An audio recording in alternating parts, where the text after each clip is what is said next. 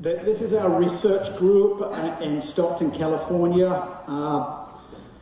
We're obliged whenever we give presentations to do a little travelogue for the university. So if you're ever in the Central Valley of California, we're about 90 minutes east of San Francisco, about 45 minutes south of Sacramento. Pretty campus, small university. My background in chronic fatigue syndrome, myalgic encephalitis, started about 15, 16 years ago. I originally came out of exercise and sports science. So to come upon a population where exercise did not seem to cure everything that was wrong with them was really antithetical to my beliefs at that time. I had a graduate student that came down with chronic fatigue syndrome, and she persuaded me to get involved in chronic fatigue syndrome research. More recently, I've also been the chair of the Chronic Fatigue Advisory Committee to the U.S. Secretary for Health and Human Services. And originally I thought the science of chronic fatigue syndrome was difficult until I started to get involved in the politics of chronic fatigue syndrome, which is nearly impossible. One thing that we thought we did was beneficial. In the States, there's a stigma associated with the name chronic fatigue syndrome. It implies that people are just tired all the time. Of course, everybody says, oh, I have that. And so one thing we did, we actually persuaded the National Institutes of Health to attach myalgic encephalitis to the term chronic fatigue syndrome. And then what happened, we got a barrage of abusive emails from the people with ME who did not want to be associated with all those people that malinger us with chronic fatigue syndrome. So we thought we were pleasing people and we weren't. So I've never been to Sweden before, and I'm very happy to be here. And I must say I'm a big fan of the Millennium series by Stieg Larsson. And so it occurred to me that the stigma associated with chronic fatigue syndrome is a little like Stieg's heroine, Lisbeth Salander, where if we don't understand something, if something does not quite fit the normal mold, then we try to push it outside of society, we try to ignore it. So I came up with a new term for ME, chronic fatigue syndrome, and it's the disease with the dragon tattoo, the disease that people don't understand and people don't want to be associated with. And of course, Lisbeth had a pathological hatred for the medical profession, and who can blame her? And so she would not talk to physicians, and her reason was that they don't listen to what she has to say. And in part that's because as physicians, as scientists, we don't always ask the right questions. And so the first step in understanding CFS, ME, CFS, is to ask the right questions. And so the illness has a wide range of symptoms, from immune symptoms to pain to fatigue, to neuroimmune symptoms. And out of our research, one of the things that we do is that we do exercise testing. So I think I probably would meet the definition of a sadist. So we get people that are incredibly sick and we put them on a treadmill or an exercise bike, and we make them run or pedal until they're completely exhausted. And when we're not doing that, we make them sit in an audience and drone on for an hour for people that have struggle to stay awake and struggle to concentrate. So we inflict them doubly. So one of the things we do is we give out a little questionnaire and ask people to respond. How did you feel after the exercise test? And we asked the graduate students to collate these and do a little bit of pre-analysis for us. And one of our graduate students came running in the office one day. He says, I found the diagnosis for chronic fatigue syndrome. So you just give them a questionnaire, and if they fill it out and then ask for more paper, they must have chronic fatigue syndrome. Questionnaire on the right, on the left there is the response of a normal sedentary control subject.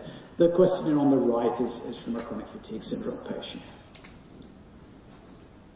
A little graph. These are symptoms 3 days out following an exercise test. It's self-explanatory. The controls were pretty much over the test within 24 hours, as you would expect from a normal individual. We've got a whole range of symptoms with the chronic fatigue syndrome group going on for many days beyond the exercise test. Recovery controls, mostly, I think one subject,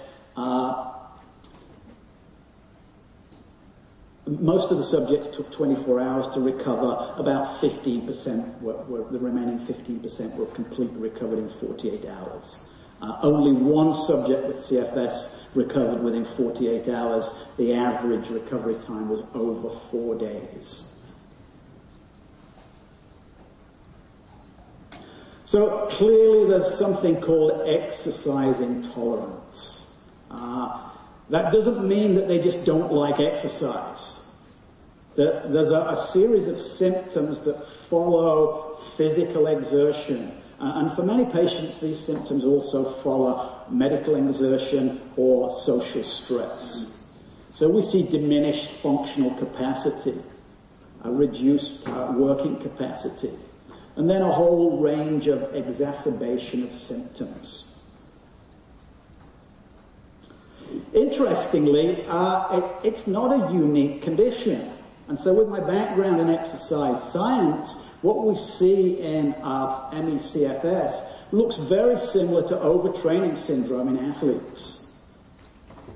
So a sustained reduction in performance, often accompanied by other biochemical, physiological, and psychological changes.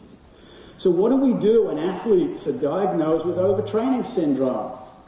Well, we tell them to rest. Well, just take it easy. Get over it. We see a whole range of indicators. I could take overtraining indicators out there and just put ME/CFS up, and you'll see a whole range of symptoms that are very reminiscent of chronic fatigue syndrome. However, with chronic fatigue syndrome, we don't tell people to rest. What we do is we tell them to go out and exercise. So the very thing that made them sick in the first place, you have to go out and do more of it. And so there's a whole range of research out there suggesting that graded exercise is an effective treatment for people with CFS. Our experience has never been that that's true. So the people we see are clearly not the people that are appearing in these studies. So the studies report beneficial effect on physiological functioning and health perceptions. The reports on physical activity are mixed. What you see is a very low adherence rate to treatment, which often is not reported in the studies. And so you ask the question, do people with CFS really improve?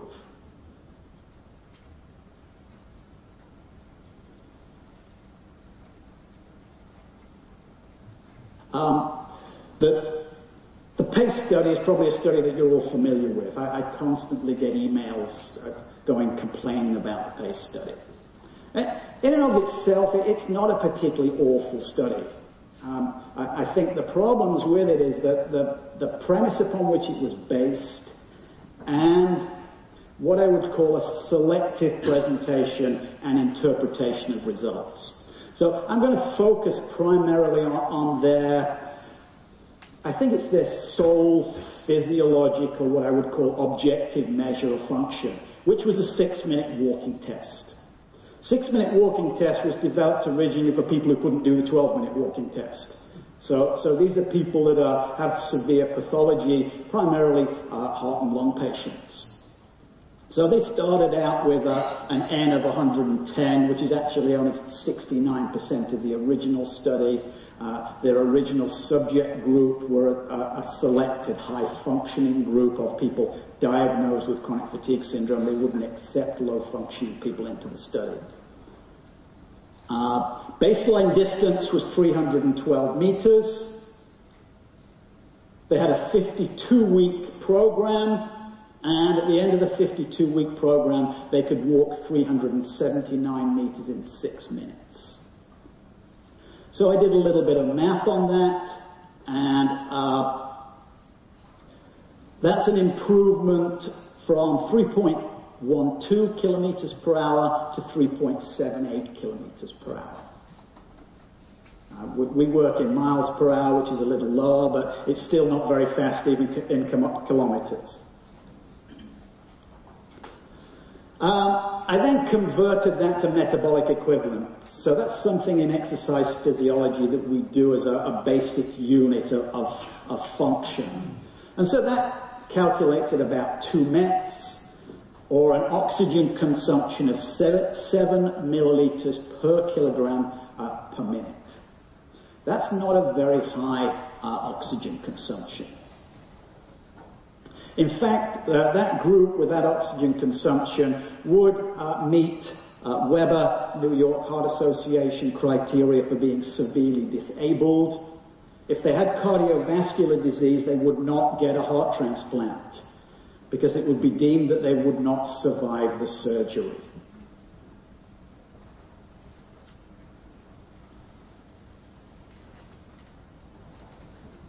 So there's a degree of improvement there, but is it really meaningful?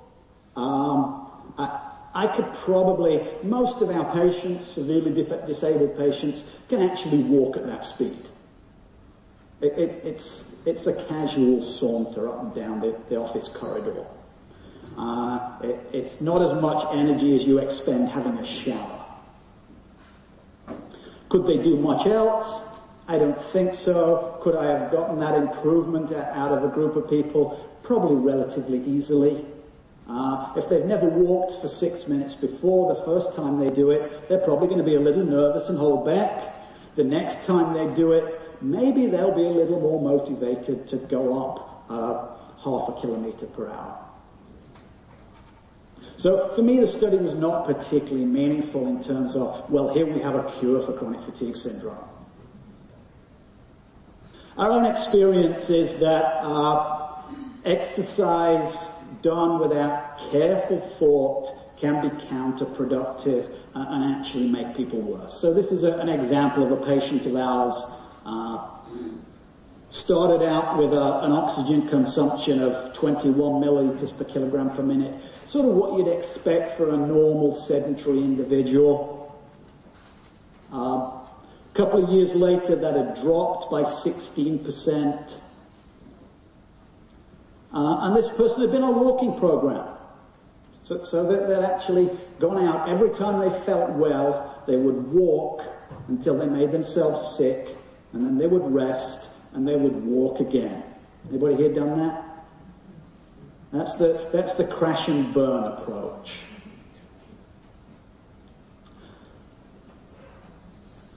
So one of the questions we need to ask is that let's get some objective measures of function. Let's find out how functional people really are. Let's not use things like the 6-minute walking test. Let's use tests that have scientific and medical reliability and validity. And so coming out of exercise science, we were familiar with exercise testing. We do it with athletes all the time. So we want to check on athlete performance. We put them through what we call a VO2 max test. And if ever you see any of the little news clips of a sports science laboratory, there's always somebody on a treadmill with a tube coming out their mouth. It's the stuff that we love to do. So it's a non-invasive procedure. It provides diagnostic and prognostic information and then evaluates an individual's capacity for dynamic exercise. That's not me, that's the American Heart Association.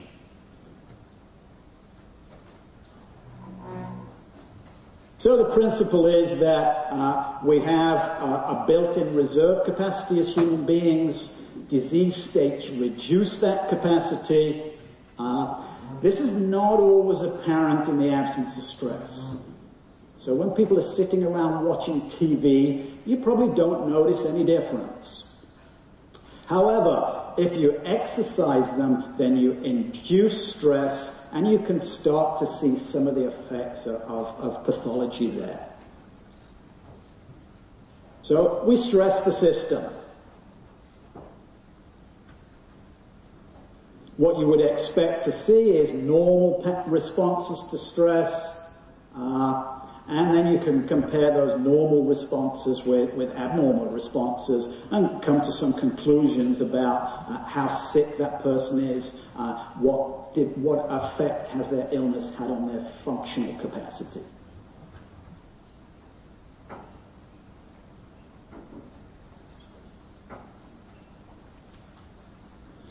So we assess the function of the cardiorespiratory system, heart, lungs, and circulation.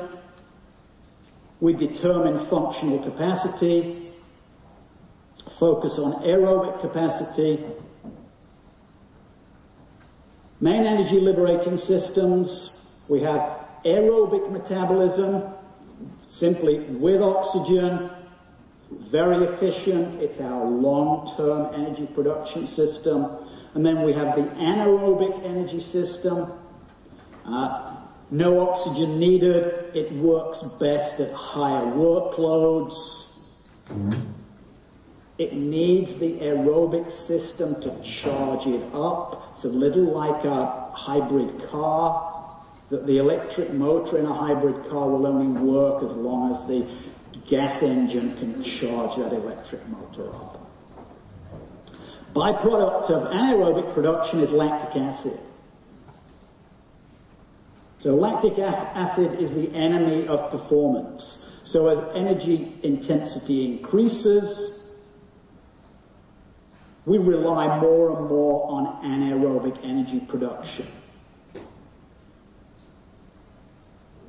With lactic acid being produced, we see altered muscle chemistry, pain, reduced muscle function, altered enzyme activity, and a cessation or reduction in activity. Once the body can no longer metabolize lactic acid, you have to stop. It won't work anymore.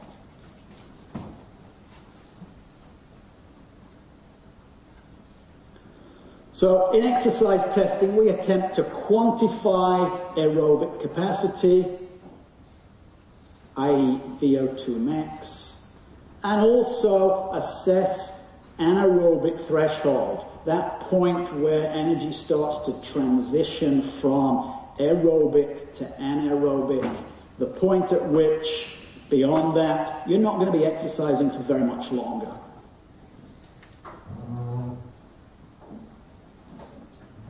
A couple of ways of measuring this. You can measure it directly during a graded exercise test using gas exchange techniques. That's the tube coming out of the mouth. Or you can do it indirectly by recording heart rate response or onset of fatigue during a graded exercise test, and then apply regression equations developed from study populations. Many people adopt this second approach. Anybody guess why?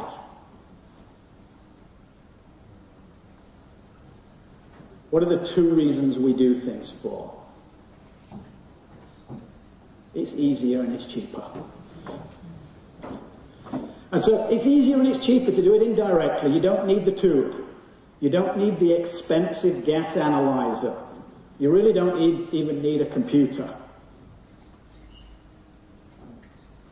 So field tests, Cooper 12-minute test, 6-minute walk test. The 6-minute walk test I talked about earlier is an example of a field test.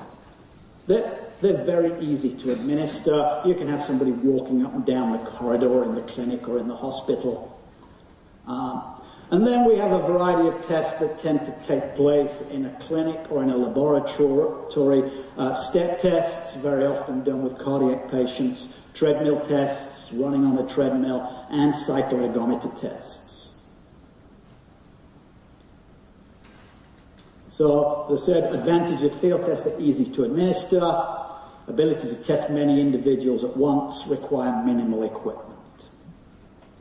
Disadvantages, Generally, they don't monitor blood pressure and heart rate, may result in aerobic capacity is estimated, may result in inadvertent max testing in some populations. That's quite interesting. There's been quite a lot of research done on the 6-minute walk test.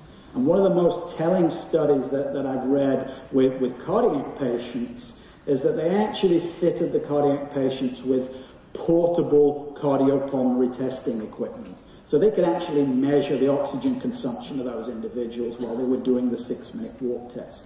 They found that over half those patients were maximally exerting themselves on the 6-minute walk test. The point of the 6-minute walk test is it's supposed to be a submaximal test. So if you assume somebody is doing a submaximal test and they're really doing a maximal test, then any interpretation of the results is going to be completely flawed. And so from our experience with chronic fatigue syndrome, ME, is that many of the patients in the PACE study, when they did the 6-minute walk test, it would not have been a submaximal test for those individuals. It would have been a maximal test of their performance. And, of course, the big problem, particularly for a disease that doesn't exist or is just in your head, and really it's just down to being motivated, motivation plays a huge problem, a huge factor in those tests.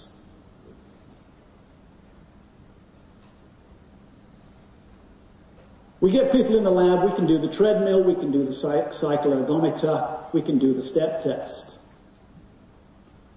However, we're still not necessarily given to the idea of measuring gas exchange. So we can do indirect estimates of aerobic capacity. Again, we measure heart rate, we extrapolate from heart rate how hard somebody is working, and then determine how much effort they're exerting on the test.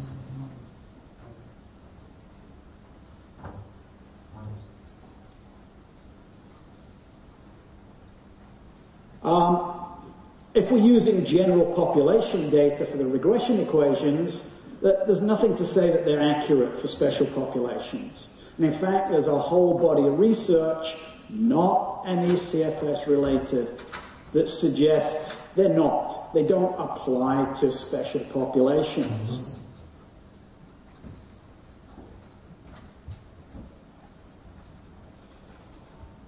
So the linear relationship between the measured variable, heart rate, and oxygen consumption may not exist, or the slope may be different.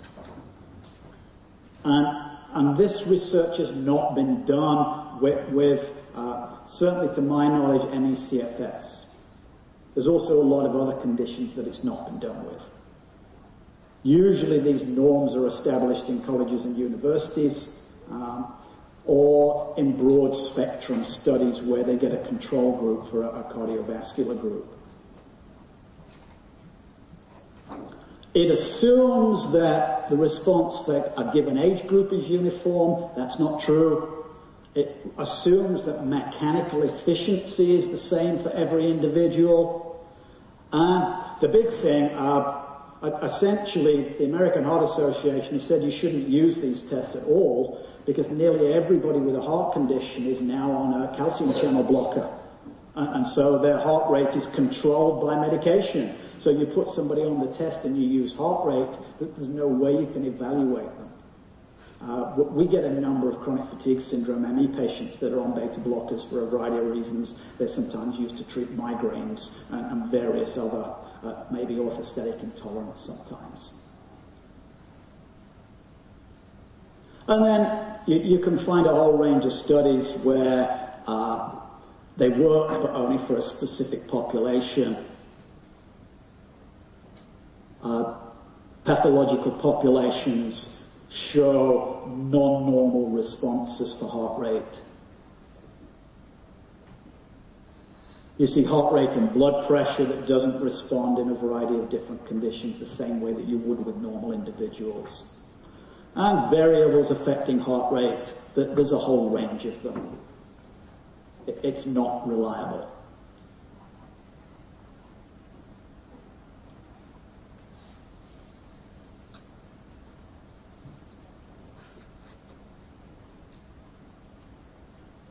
valid and reliable for healthy 18 to 40-year-old females. Can we then generalize to unhealthy 40 to 60-year-old females? Probably not. So the linear relationship will break down outside of specified ranges. I'm not a mathematician, but even I can understand that.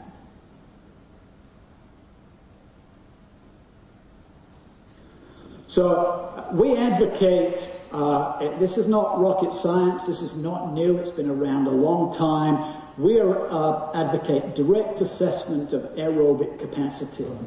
It keeps exercise physiologists in work so I can keep paying my bills. But having said that, we also think that it's the best, the most valid and most reliable method for assessing physical function.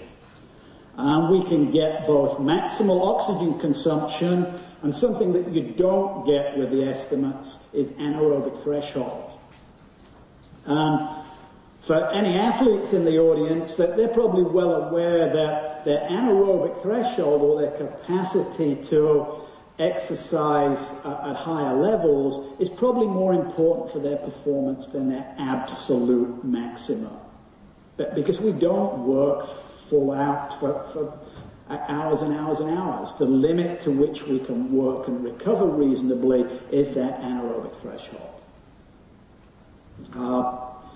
The US government has set various standards for 8-hour days, and they range around about 40% of maximal. And so for safe working conditions during a 40-hour week, 8-hour day for a normal healthy individual, they say they should be working at 40% or less of their maximal output. Interestingly, that corresponds to a little bit low where most people's anaerobic threshold is. Generally, it's going to be between 50 and 60% for most normal individuals of their maximum.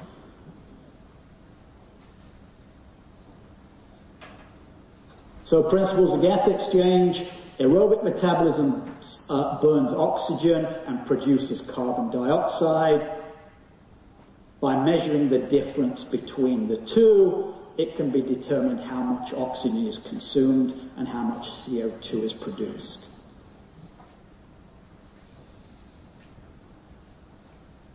So we all know that VO2 max corresponds with your capacity for endurance. It's dependent on cardiovascular limitations. Can the heart supply the blood to the muscles? Can the lungs supply the oxygen to the heart?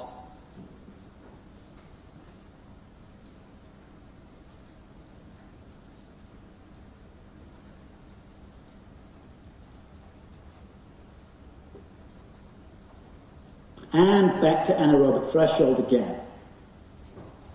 So through gas exchange, we can identify where anaerobic threshold occurs.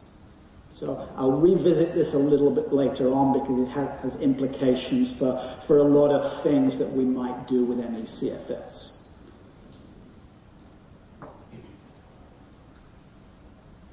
So it's going to be somewhere along that continuum of exercise intensity. You can't guess where it's going to be. You can't assume it's going to be 50%. You can't assume it's going to be 60%. Watching the Tour de France a few weeks ago, somebody mentioned that an athlete had been measured, and a cyclist, and his anaerobic threshold was actually 90% of his max, which is pretty amazing. We've never had a patient with an anaerobic threshold of 90% of their max. Generally, our patients have very low anaerobic thresholds. What amazes me is how long they will continue to exercise with us encouraging them above the anaerobic threshold when they know it's going to make them sick. But people often say to us, well, don't you have a problem getting these people to exercise to maximal? I say, well, actually, we don't. Surprisingly, people come in, they really want to know more about the illness. What more can we do to help your research? It's the controls that we have a problem with. You try recruiting a healthy sedentary control when you say, well, we're going to run you to exhaustion, or we're going to have you pedal to exhaustion. They go, yeah? And why would I do that?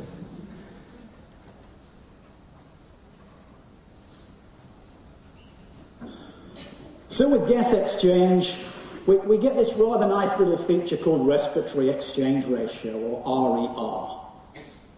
And it's really just a ratio between CO2 produced, so how much carbon dioxide are you breathing out, compared with how much oxygen are you consuming. So average R value with a modern diet, R is around about 8. With increasing exercise intensity, R value exceeds 1. Generally, anything, an RER above 1.2 is considered as an indicator of excellent effort. That person is at or as close to as doesn't make much difference to their maximal capacity. So we have a direct measure of effort. We can say, no, that person didn't fake the test, they weren't malingering, which has important implications for disability assessment, which we also do. And we can guarantee that this is a true measure of their performance.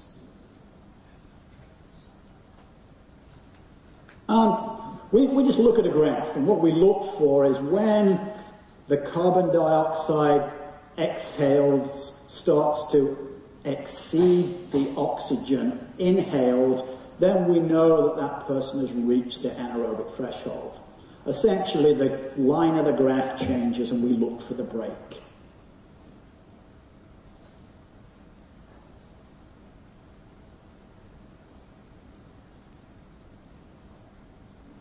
And so we can come up with the anaerobic threshold. So indirect estimates of VO2 max can routinely vary by plus or minus 25%. So that's not very useful scientifically. It's not very useful in court when you're trying to argue that this person is disabled and the insurance company needs to pay them the insurance that they've been paying into for 25 years. The ventilatory threshold, that's that transition between aerobic, anaerobic, the point at which the CO2 overtakes the oxygen, correlates highly with blood lactate levels. The nice thing is we don't have to stick a needle in anybody to measure blood lactate levels. We can just do it with gas exchange, breathing, and correlates strongly with aerobic performance.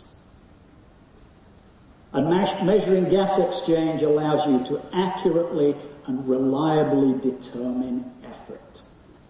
Useful for scientific purposes, useful for medical purposes, useful for litigation and legal purposes. So another statement, the American Heart Association strongly endorse RER as a measure of effort. And routinely the American Heart Association publish on cardiorespiratory endurance testing. So the latest paper, they've had about 3 major papers come out that every time some new information is brought up that they will add to these papers. So we determine aerobic capacity, relates to level of function, useful for constructing exercise protocols. Disclaimer here, I'm not against exercise for people with CFS-ME. I do not believe it is a cure. However, anybody that is sedentary is going to suffer the effects of that. And so just because you're ill from something else doesn't make you immune from secondary effects of inactivity. And so if activity can be incorporated into a person's life in a safe and reliable way, then we still think that that's beneficial. It's not going to cure you.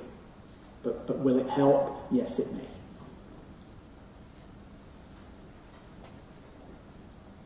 So oxygen uptake and anaerobic threshold strongly correlated to aerobic performance.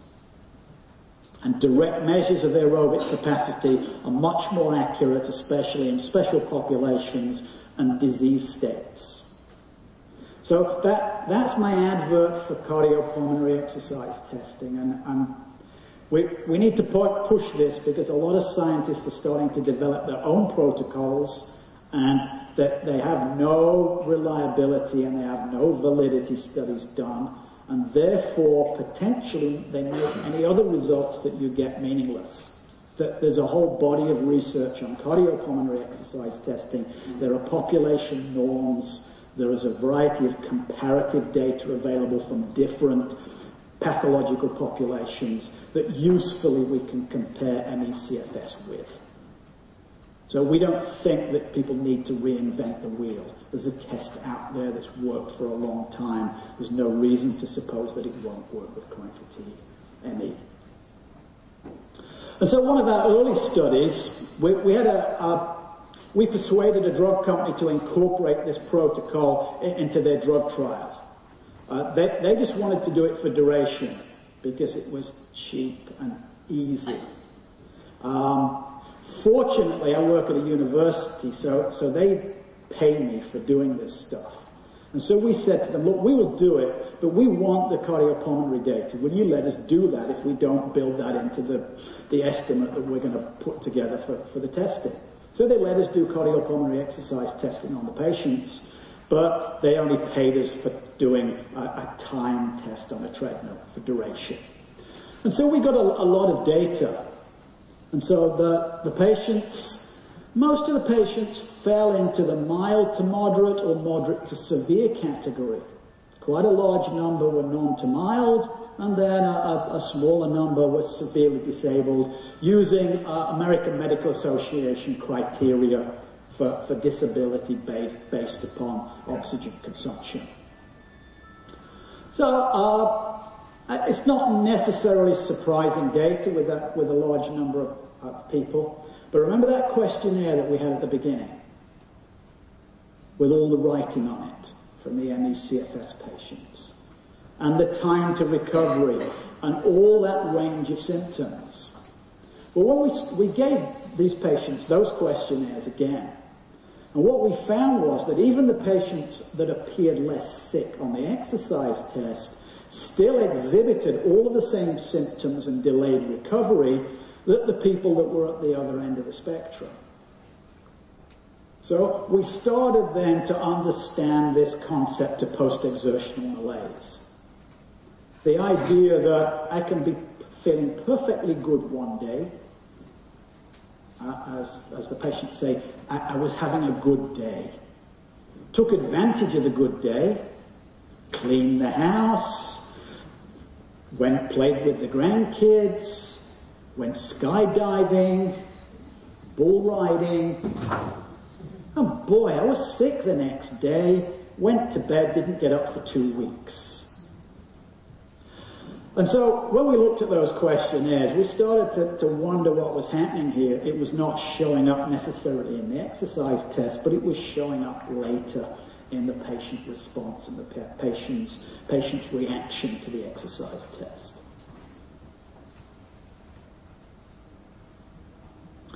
Also, with a single exercise test, it's quite difficult to separate the effects of the test from something called detraining.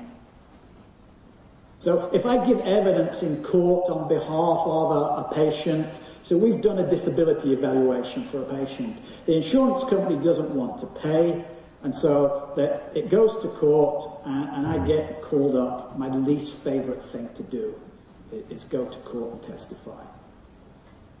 And so the attorney for the insurance company will invariably ask me, could these effects be due to detraining? Is all we need to do is put these people on an exercise program and get them fit again.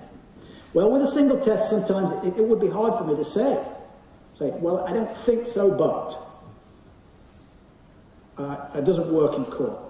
They don't take maybes. You have to say yes or no. And so we developed the exercise test retest protocol. So I said at the beginning of the seminar that I'm a sadist. Well, what we've done now is we've added a second test in. So we'll give you a test on Monday to exhaustion. We ask you to come back 24 hours later and do the same thing again.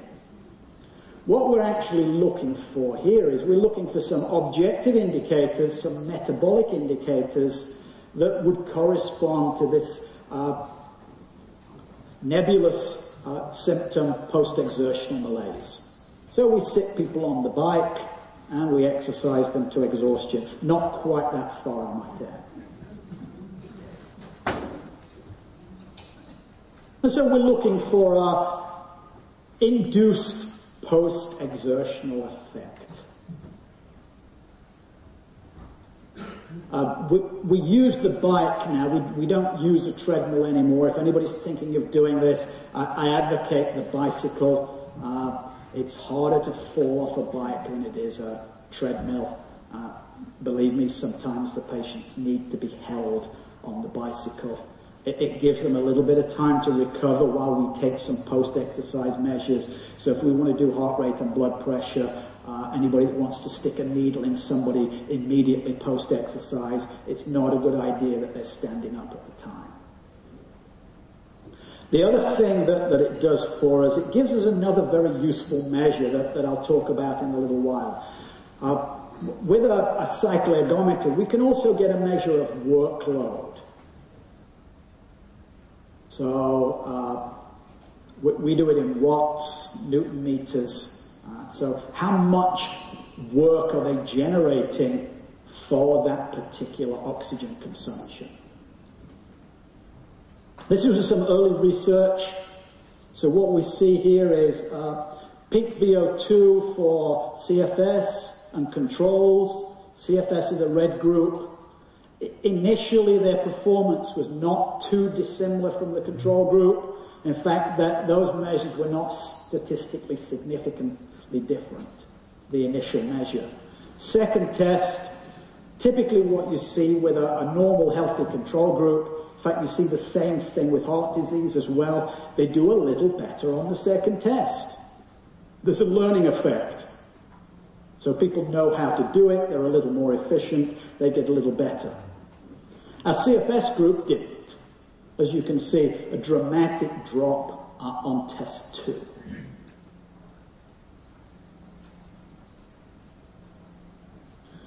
So our conclusion was that the repeated exercise test demonstrates the effect of post-exertional malaise. It quantifies the magnitude of the post-exertional effect.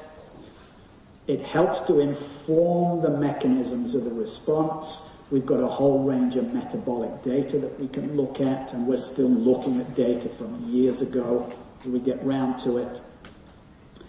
And it's reproducible. The test protocol can be reproduced. The measures of effort are reproducible. All the techniques are reproducible. So we see an atypical recovery response. So essentially it's an abnormal stress test. An abnormal stress test meets disability criteria, certainly for the US Department of Social Security for cardiovascular disease. The nice thing is if you have a test that meets criteria for one disease, they can also apply it to another disease. So we have less trouble with Social Security. I don't know what the equivalent would be, but that would be the state paying for your disability as opposed to an independent insurance company. So that early study, we saw a 24.5% decrease with our chronic fatigue syndrome patients. Other illnesses, it's well documented that 78% is the normal variability for this test. However, this is data from a much larger second study. Interestingly, our results have been replicated by other people. So we have a colleague over on the East Coast that's replicated those results. A gentleman, Ruud Vermeulen, in the Netherlands has also replicated our results.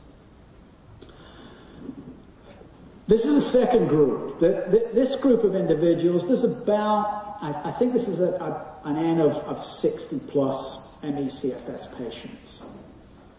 Interestingly, this group were a lot lower functioning than the first group. And we find that the drop in peak oxygen consumption is not quite as robust for this group. You see it, but it's not as much. And so that caused us to start to think, well, why might that happen? And one of the hypotheses that we have is that there's actually a floor effect. That there's a minimum amount of oxygen that you need to function, and once you get below that, you'll see less of a drop. What we do see is we see a decrease in that anaerobic threshold, so that kicks in a lot earlier. But the biggest finding out of this set of results was a reduced work efficiency, where we see a huge drop in work output measured in watts on the bike or Newton meters on the bike. And you can see by the greenish graph there that CFS and controls start out pretty much similar on test 1 for workload. Test 2, that workload has dropped exponentially. It's gone up with the control subjects. So I'm now a much less efficient processor of oxygen to produce energy.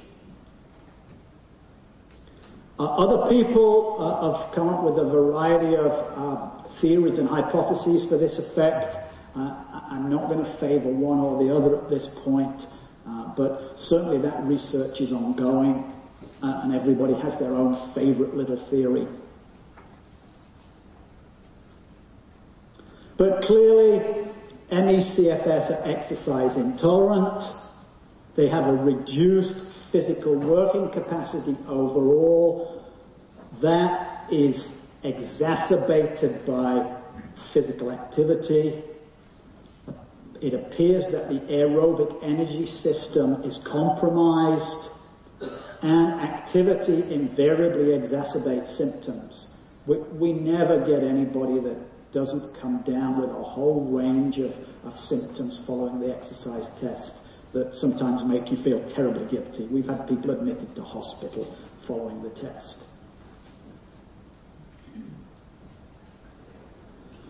So cardiopulmonary exercise testing can provide objective measures of fatigue in CFS-ME, functional endpoint for clinical trials. Disability assessment are two primary uses. Single exercise test may be insufficient to distinguish between CFS-ME and sedentary controls, particularly if you get somebody that's rested, somebody that's having a good day, that they may appear completely functional. It's one of the problems that patients tell me they have, is that people only see me when I'm well, and so they ask, well, what's wrong with you? You seem perfectly fine. Well, I only go out when I'm well. You don't see me when I'm in bed and I have to crawl to the bathroom on my hands and knees if I can even make it. It's a quantifiable stressor. So I have a measure of how much stress I put this person under. It's a standardized test. It can reveal abnormalities across multiple systems. Availability of the respiratory exchange ratio, exclusive to expired gases. It's not available from any other measure. It's the most accurate and reliable gauge of effort. So if I'm doing a clinical trial, I want to be sure that my control group, my placebo group, and my treatment group are both giving the same amount of effort. I don't want somebody saying, well, this group just tried harder. And that's the reason for the difference between the two groups. In the same way that I don't want to be in court and saying, well, could you explain that with motivation? Was the person just not motivated to try on the test? I say it doesn't matter, I can tell. We always tell people at the beginning of the test is this is going to be absolutely no use to you if you don't give 100% effort. And everybody does. So I've got a little bit of time left. I wasn't sure how much time I had today, so I've got 3 endings to the presentation. And we may actually get to the 3rd ending if I go through this quickly. So we use some of these principles for patient counseling. So this is my graded exercise, not really, and the other word that we can't mention, cognitive behavioral therapy. Cognitive behavioral therapy is not a cure for chronic fatigue syndrome. I've said that. Does that mean that it's not useful?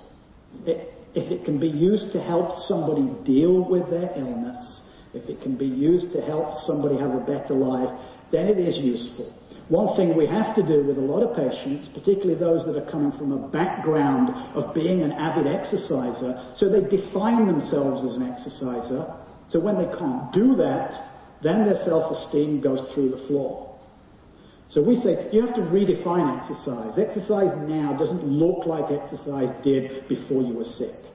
If you still want to exercise, you have to come up with a new concept of exercise.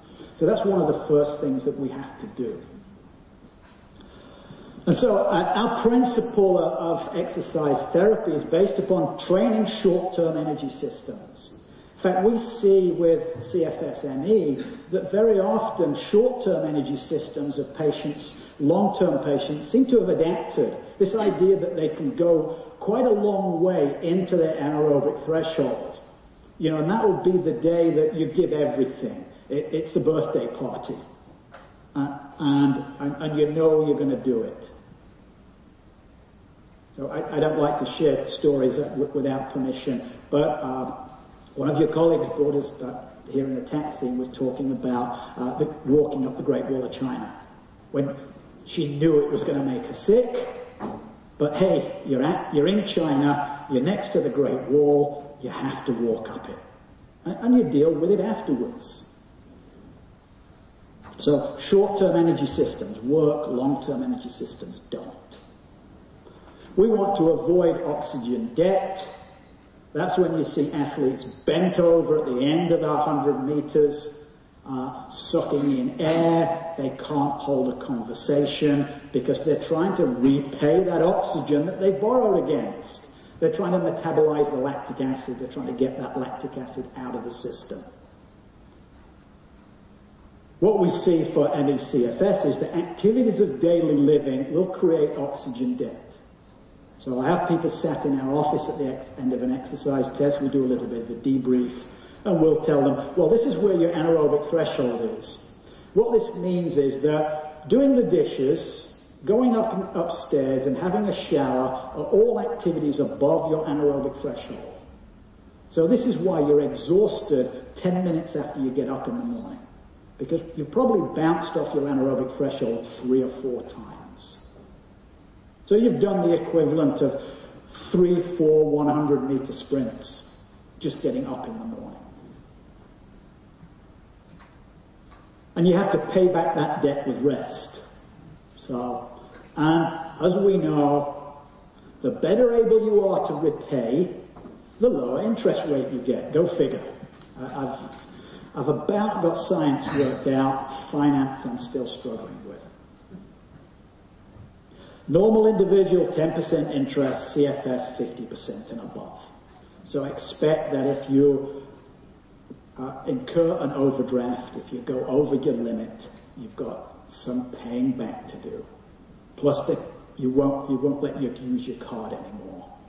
In fact, what they do in restaurants in the States, they may take it off you and cut it up.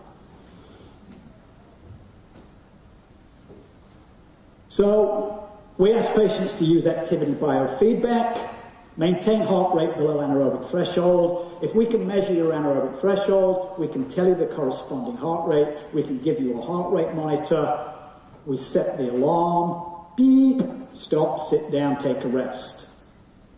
If you won't do it, your caregiver, significant other has also been clued in. I just heard your alarm go off, you better sit down. I'll finish doing the dishes. I'll take the trash out.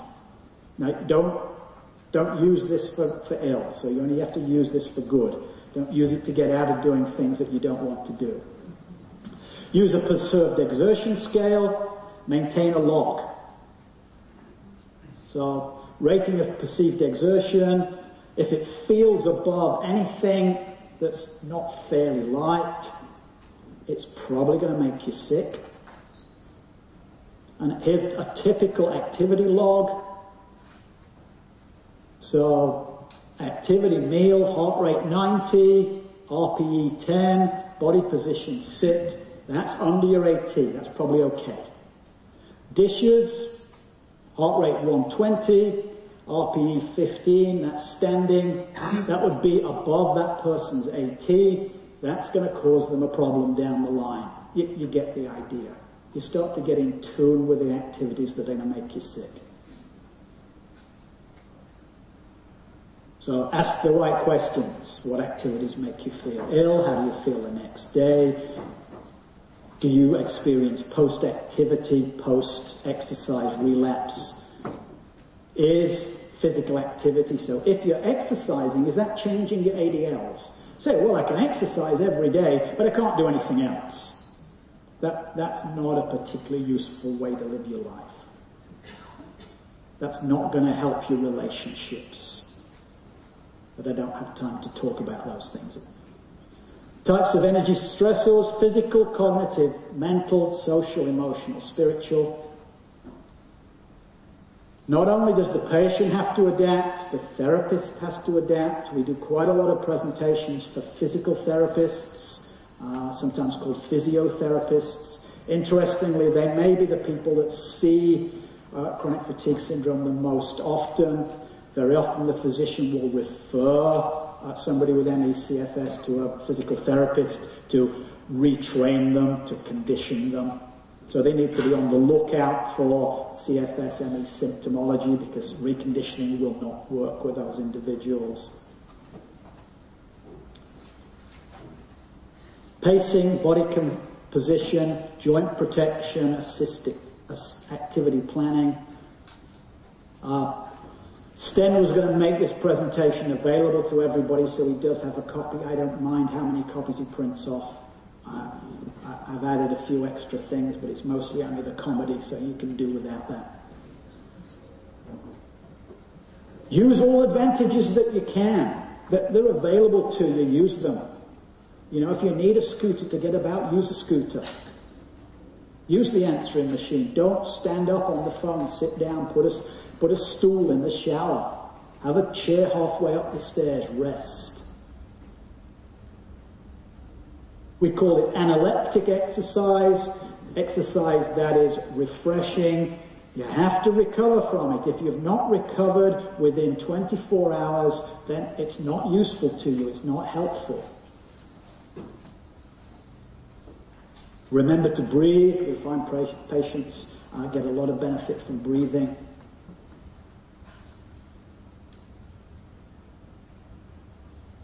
Dose-controlled interval training is important. Do a little bit. Rest at least as long as you exercise, probably twice as long initially. If you feel okay the next day, maybe up it a little bit. It's trial and error. If you feel bad one day, say, I'm not going to push myself, I'm going to take it easy today. Identify your coping style, stay out of debt. It's a good maxim. Use the anaerobic system, train the anaerobic system, not the aerobic system. We find that it's empowering. People tell us, I feel in control of my illness again. I can do stuff. It's not dictating my life to me. I get an improved quality of life, sense of control, off the roller coaster, off the couch. Are you going to be running a marathon soon? Probably not. But if you can avoid symptoms coming back, then you're going to feel better. If you can avoid that crash, that's the key. The fewer number of times that you crash, the better you're going to feel.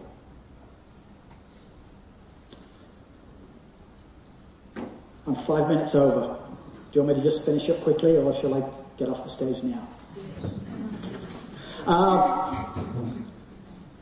Case study, so 17-year-old female. It's not just an older person's disease. We increasingly see younger people with chronic fatigue syndrome. It just so happens that they don't very often get diagnosed.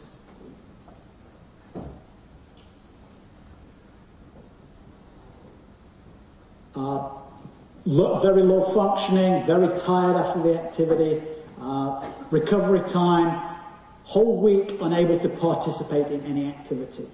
It's the 17-year-old. We gave them a 2-day exercise test. They last 8 to 12 minutes. So that's a total of 24 minutes of exercise max. The person's incapacitated for a week, a 17-year-old. So we asked you to stop a walking regimen, use a heart monitor to monitor activities of daily living, breathing for recovery and relaxation, play enjoyable activity, mini golf. She wanted to go to a concert.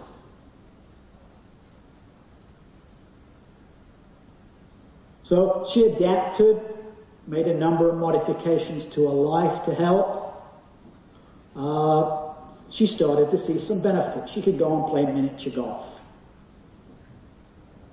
She was tired the next day, but was able to do it. So she was tired, but not wiped out for a week. Some resistance exercises, gentle, easy resistance exercises. Physical therapists are well able to prescribe and monitor this sort of activity.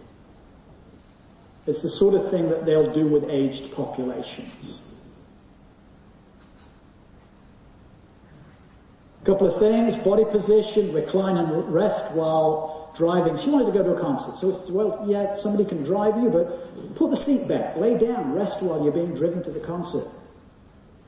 Wear support hose, so you see all athletes are starting to wear these strange stockings now that look awful, that support the legs. People wear them on aeroplanes. Stay well hydrated, don't forget to drink fluids, use the disabled parking sticker, spray bottle, healthy snacks, plan to rest after the concert. Concert was great, followed the suggestions, and they really helped me. The day after the concert I was tired, but on Monday I only felt achy. By Monday night I was back to my pre-concert energy level, thank you. So that was a plus in that person's life, just by adapting, no wonder drug, no bolt from above. It was just sensible precautions. I'm just going to finish very quickly by revisiting my original statement about some of the stigma associated with this condition, and that's been around for a long time. I've really enjoyed Stockholm, and one of the reasons that I've enjoyed Stockholm, my first time here, is that I love history, and there's so much history here. And one of the benefits of history is that it's supposed to stop us making the same mistake again. It's one of the lessons we learn from history. And you may or may not have heard of Florence Nightingale. So National CFS Day is Florence Nightingale's birthday. So I call this the Florence Nightingale effect. Florence actually, after the Crimea War, came down with an illness that today looks very similar to chronic fatigue syndrome. She spent a lot of time in her bedroom. She was not well liked for it. People didn't understand what was wrong with her. They couldn't diagnose her. So you see quite a lot of reference to her being a malingerer, to being a manipulator. I think she's the founder of modern medicine rather than just modern nursing, actually, because everybody knows nurses do all the work. And this was a statement that she made, which I think is very appropriate today. There are no such thing as specific diseases. It's pretty stupid to think that there are. There are only specific disease conditions. It doesn't really matter what you call it, ME, CFS, fibromyalgia. There are hundreds of thousands of people who are really, really sick. The medical profession is not helping them. Their government representatives are not helping them. And they need help urgently. Thank you.